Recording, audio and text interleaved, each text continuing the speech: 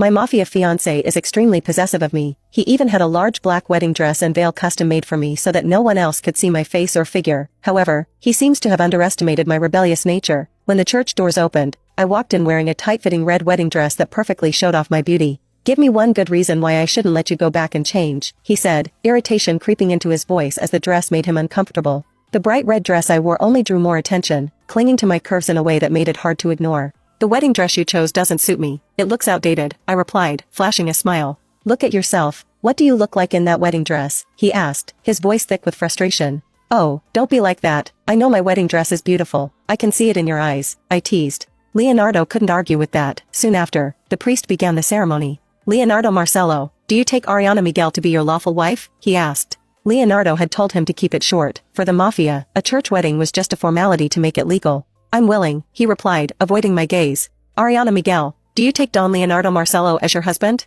As if I had a choice, my father had threatened my mother's life to force me to marry this mafia boss in place of my stepsister. "I do," I said. When the priest asked if anyone objected, there was silence. "I now pronounce you man and wife," the priest declared. We exchanged rings, but no vows. This wasn't a love story, just a political alliance. The band began to play, and we left the banquet hall hand in hand. In the car, Leonardo leaned toward me, a sly smile on his face. "Mrs. Marcello," he teased. I rolled my eyes and stared out the window, flustered. "You know we're supposed to share a bedroom now, and both families are eager for an heir," he added. My cheeks burned, and I prayed he hadn't noticed, but of course, he had. "What are you thinking about? Your face is as red as your dress," he teased. "Don't you know how to handle being ignored?" I snapped. "I know, but I don't care," he retorted. "Stay away from me," I said firmly. "You know I can't. I have to give the family an heir. Come here," he whispered, pulling me closer. I gasped as he quickly pulled me onto his lap, my arms instinctively wrapped around his neck, one leg draped over his hip. "He's gone mad," I thought. "Let me take off your veil," he said, but the moment he did, he regretted it. His position made it hard to control himself.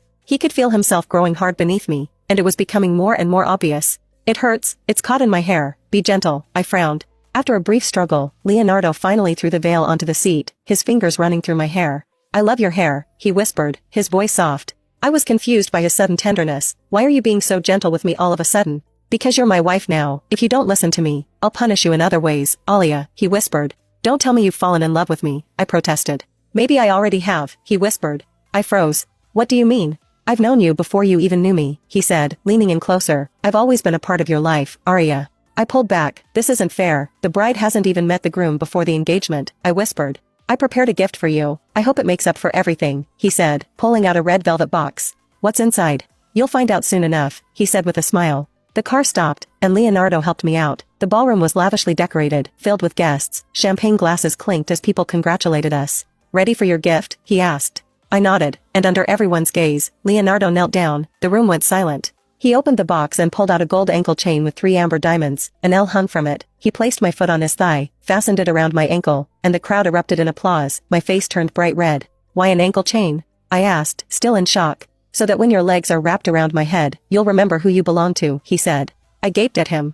"Are you serious?" "I'm serious," he whispered, leaning in to kiss my lips. "I'll make you mine soon," he added. My lips trembled slightly, a strange feeling stirring inside me. "In your dreams," I said, trying to brush it off. "That's fine, because I'm already living in mine," he said with a smirk. Leonardo handed me the ankle chain, then walked over to talk to Rob. Their conversation looked intense, and Leonardo's face darkened. He came back to me, his expression softening. "I'm sorry, kitten. Can I have a few minutes?" he asked. "Who's going to die now?" I asked sarcastically.